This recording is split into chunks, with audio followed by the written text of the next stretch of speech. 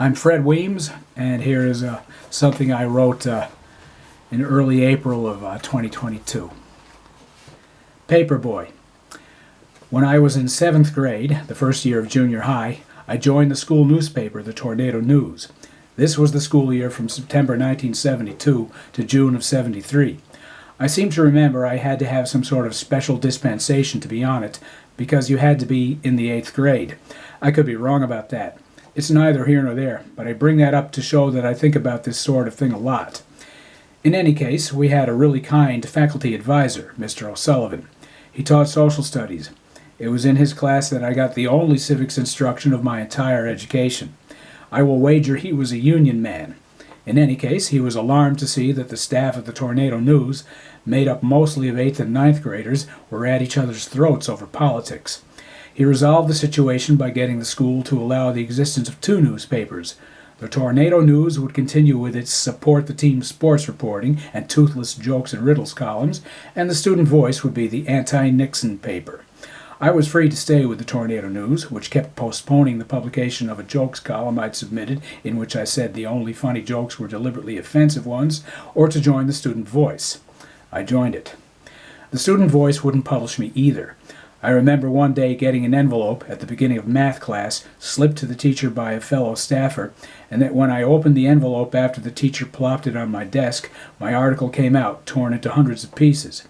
My article was a narration by someone with obsessive-compulsive disorder, and it took endless detours.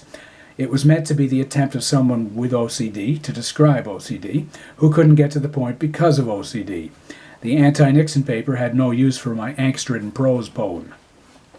I stuck with the Student Voice because they said they'd find a room in an upcoming issue for the snarky jokes column the conformist Tornado News had kept kicking to the curb. A couple of times, an openly gay 9th grader stopped in at Student Voice staff meetings to drop off movie reviews. He had no time to stay, and he'd open the door a little and say softly that he had his review. He'd chat very briefly and leave. This was always followed by the editor making jokes about postnasal drip, which the other older boys laughed at, and which, though I didn't get them, I knew had to do with the movie reviewer's orientation. Many of the Student Voice staff meetings were devoted to the cheerleader mentality of the Tornado News. Some of the Tornado News writers were in student government, and I had fear and loathing of them. But the editors of the Student Voice had only the loathing and no fear at all. I've kept old issues of both papers. All I can say is the Tornado News was Fox and the Student Voice was the New York Times. The kids were echoing to the letter what their parents said at the breakfast table. The Student Voice and the Tornado News were perfect reflections of upper-middle-class opinion, liberal and conservative. But, of course, Mr. O'Sullivan, probably the best citizen at the school, had come up with a disastrous solution.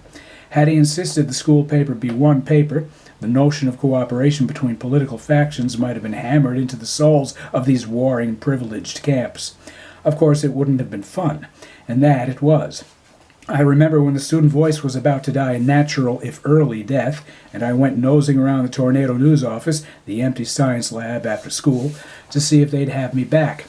A decision was not made, and one of the editors, walking with me out of the building, parted with, "Don't put all your eggs in one basket."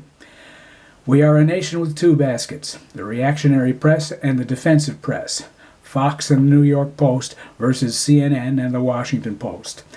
The country these hostile media camps occupy is suffering from national OCD and can't help falling into its dead-end routines. I still will choose a side. I am with the Student Voice. The editor-in-chief did one funny thing. He would champion, once in a while, the writing of a friend of his, not someone he was going to publish. It was a pseudonymous person called Dwight M. Bluenose. The editor would say during a lull, "Oh, I almost forgot. I have a submission from Dwight M. Bluenose." The other older kids would laugh in anticipation, and he would open an envelope with something which was not torn up into 100 pieces. "Dwight M. Bluenose has written, 'Look behind you, there's a commie,' and he'd read something worthy of the National Lampoon. I genuinely do not think it was his own writing. I sense he had a brother whose humor he appreciated. Perhaps his father wrote them. If it was himself, I forgive him for ripping up my confession of OCD. I'm not sure I'll ever get over both papers forever suppressing my jokes and riddles column, though.